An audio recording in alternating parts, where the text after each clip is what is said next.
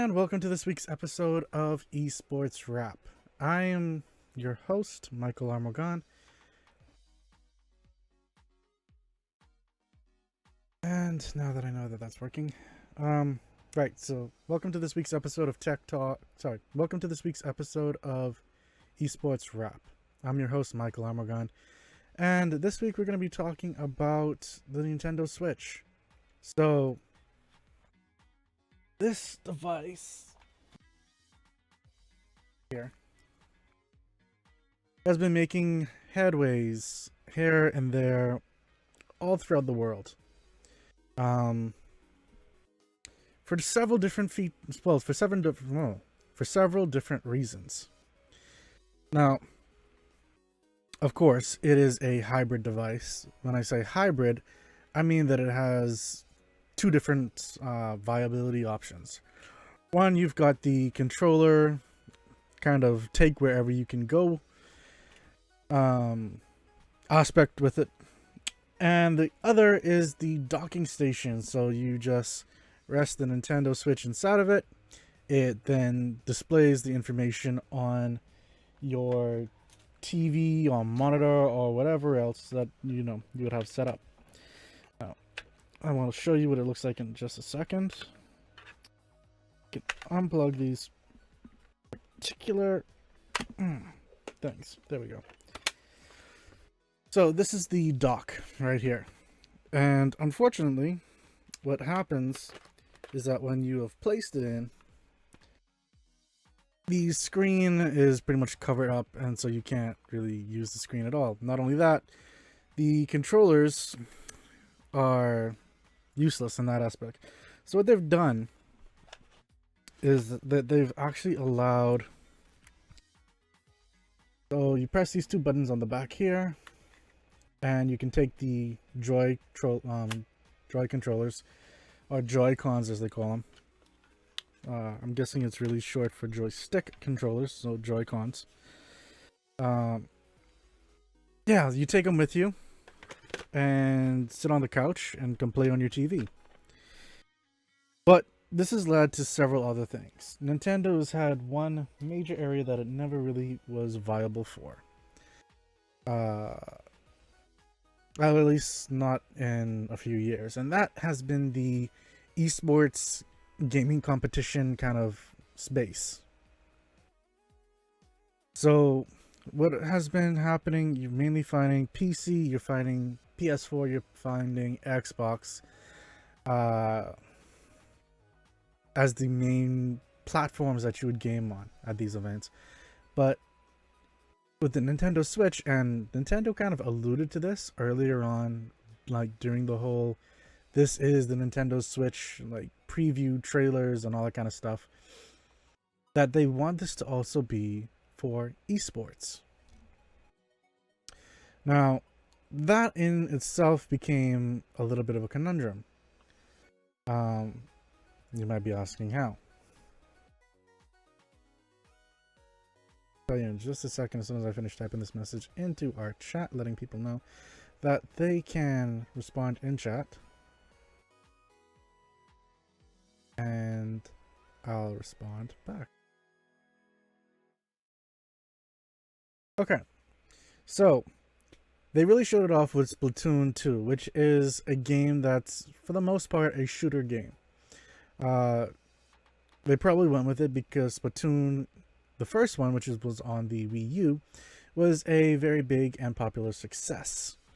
Now, at least for the Wii U. Now, what they've also found is that the Wii U, because it had some problems with mobility, you weren't really finding too many people actually using that for these kind of things, even though it had an okay amount of like hardware built into it. It wasn't the best by far, but it did what you needed it to do without hiccups. And I think that was one of the things that is one of probably held back a lot of gamers, well, game companies I should say, because it didn't have the power, whereas the Switch does have a fair amount of power. It's not the best in the world at all, yet again, but it has that hybrid technology built in that kind of makes it still viable. So I can play a game, I can go from home, go out, play it, play with friends, go to an arena or whatever, play it there, play it on a monitor, play it on with a controller, play it with the Joy-Cons. But is it actually viable? And at the moment, it is kind of. Splatoon 2 shows that it is, and that it can be a viability thing. It's just a matter of how they position it. Because you're not going to find, and granted, yes, Nintendo is moving more towards the gory games and showing that they are a platform that anyone can play on, not just those family friendly games like Mario or Zelda or stuff like that. Even though, you know, Zelda, you're technically killing a bunch of monsters and skeletons and oozes and Lord knows what else. But or aliens if you're looking at Metroid Prime. But they want it to move forward than there. That's why they started off showing things like Elder Scrolls, which is gory as it gets for the most part. But that, who's to say it won't stop there? Well, it will stop there. Now, does that mean we're going to be getting games like Player Unknown Battlegrounds? Probably not, just because of the hardware restrictions. But you will find games like Rocket League, which is coming out later this year on the Nintendo Switch, which is viable. It's a racing game in a sense that's turned into soccer playing. And so, yeah, and you've got FIFA on it, which is, you know, a sport game, and they've shown off basketball games. So it's not too far off from the stretch of imagination. If we'll start seeing things like, well, I mean, we've already seen fighters on it, because, well, just from the porting over from some of the older gen games like I think it's Kingdom Fighters. But so you've got the arcade stuff, that which is typically what you'd find at conventions, people playing that one against one another. But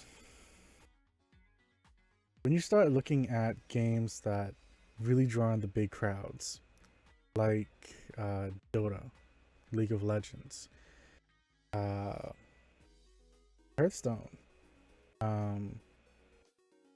Okay, granted, Hearthstone, I think there was somewhere saying that it's a possibility just because it's the touchscreen element, and it can, like, Hearthstone already can be played on a tablet. So that one's not too far off. But then it comes to the fact that, hey, for this to be shown off, I need to plug it in to an HDMI slot, and how's that going to work if I need to do that into the dock? And if I do that into the dock, then I can't use the touch controllers, and that'd be kind of awkward to be doing that with a, you know, controller. It's not as conducive as with a mouse or just using your fingertips. It's kind of weird. Now,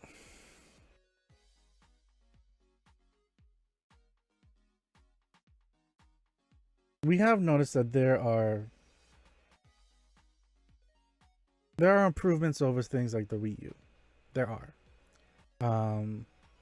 Even though, you know, admittedly there are some things I miss, like Splatoon 2, where you can actually look at the map, say where your ability is going to go, without really having to switch between something else that's on the screen that you're playing on, if you're having it on the controller version.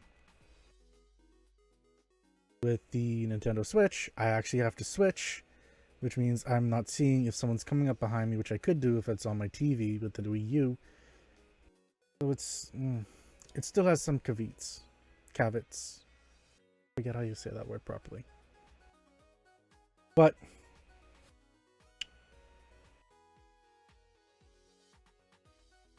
let me actually take a whole look at everything.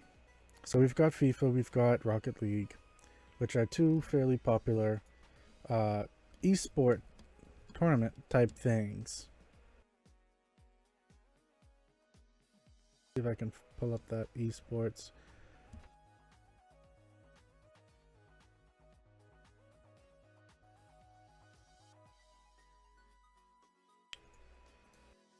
There we go. So I'm taking a look at esports earnings and the games that rank up the most. Take a look. It's Dota 2, League of Legends, Counter-Strike, StarCraft, Counter-Strike, Heroes of the Storm, then followed by Hearthstone. So the top 6 esport games, not even going to happen on this device. Hearthstone's a maybe. StarCraft, Brood War, nope. Smite, nope. Overwatch, nope. Well, Overwatch might be if they dumb down the graphics a bit. Halo 5, nope. Warcraft 3, nope.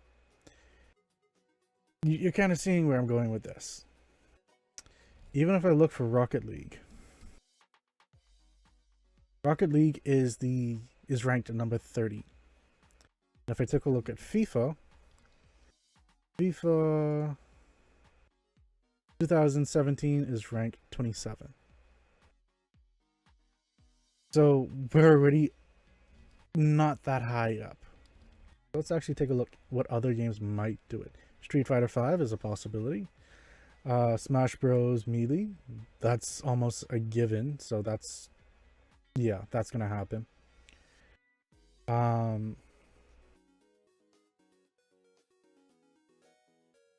Modern NFL is quite possibly, if not already. Defense of the Ancients, possibly. Vainglory, probably won't ever, since that's more mobile game.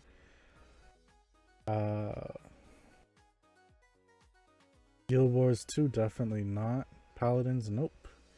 Team Fortress 2, nope, because that's Steam. So, okay. There are some games where this can be a viable option for esports. You just have to pick how. And if you're going to want to play the more recent games, then you're definitely going to have to move over to the Nintendo Switch if you want to have these esport events. Does that mean players come with their Nintendo Switch? More than likely not, because that's kind of weird. Does that mean you have to do more security to your events? Yeah, probably, just to make sure that no one's taking the Switch. But, you know, gamers at events like this typically are a little bit more responsible and less likely to try and steal from you. So overall, yeah, the Nintendo Switch has a spot for esports. It will not be the powerhouse of game consoles. That's already a given. But for those games that are Nintendo based, or that Nintendo has gotten the developer, or the developer themselves have ported their game over, then it's a possibility. But for games like FIFA, you're probably still going to find those games being played on PS4 or Xbox. Simply because there are certain features that are missing in the Nintendo Switch version, just because of it having to dumb itself down just a little bit more so that it can run properly on this hybrid console instead of a pure dedicated gaming console, like home-based console, I should say. You have to give up something, and that something was power. Now, honestly, that's as much as I can really say about it. The Nintendo Switch is a good device. It's gotten a lot of flack when it first came out because people wasn't sure exactly what it would have come out as. And then there was the whole issue of the game library. Well, they've already shown that they have consistently brought out A+ games like at least once every month.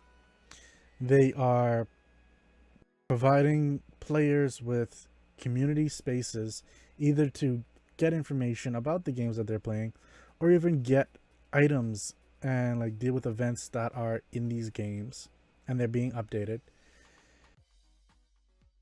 They are, well, they're fixing stuff. Granted, you know, there are still some weird things like with Splatoon 2. I don't understand why they have the microphone situation happening where, you know, you have to use your phone, where it's been found that there's actually a microphone built into the Nintendo Switch.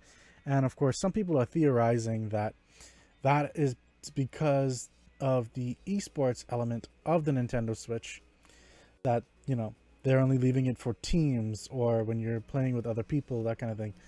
But okay, so what if I have a team in Splatoon 2 and I want to be able to talk to them without having my phone up to me or like my headphones in and that kind of thing, because I want to hear the game? That doesn't quite make a whole lot of sense.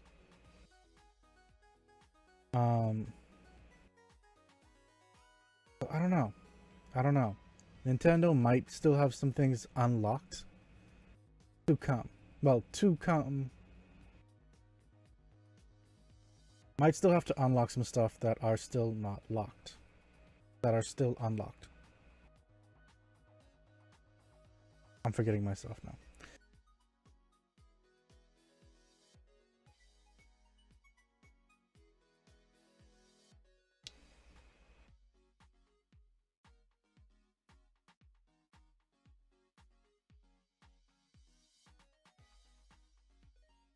If you're inside the chat and you think you know a game that can actually be viable, do let me know. Or if you're listening to this as a podcast, let me know.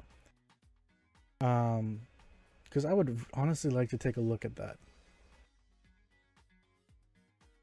Because, yeah, the majority of these games, well, like the top tier, I just don't see it. As sad as that is, I just don't see it being more than Melee, well, Smash Bros, maybe Mario Kart, which isn't really a thing for esports all that much.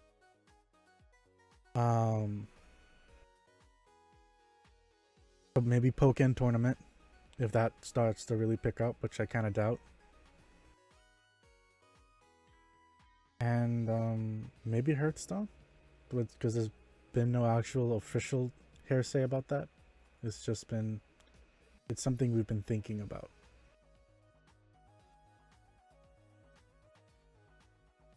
Now, I will say the Nintendo Switch is a good device.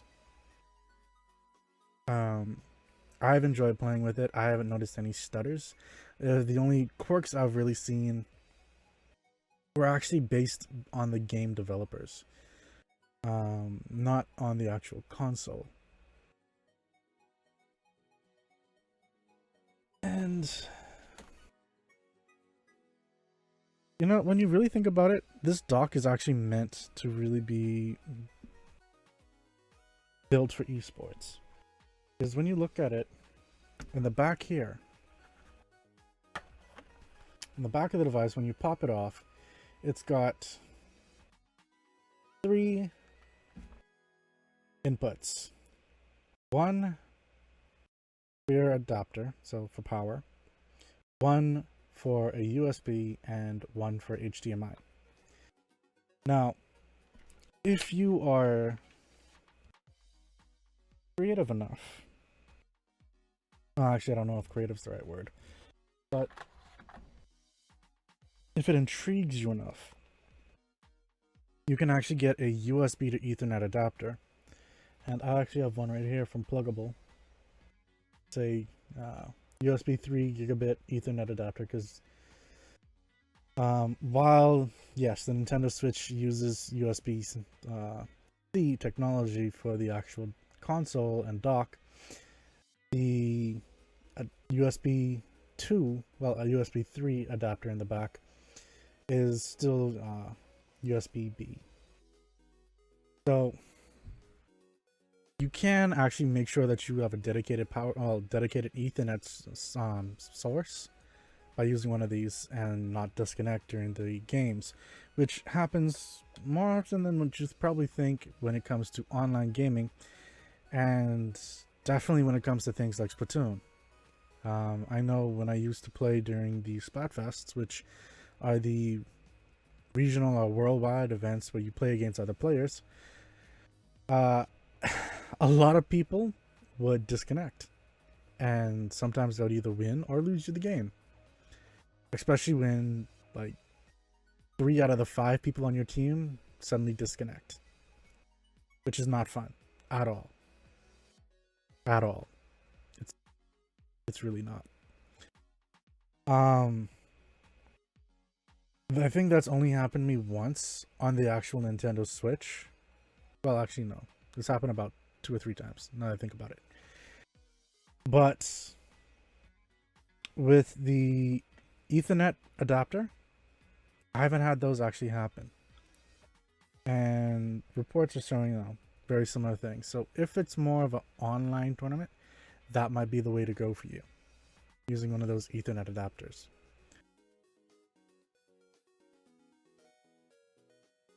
But that is it for this week's Esports Wrap.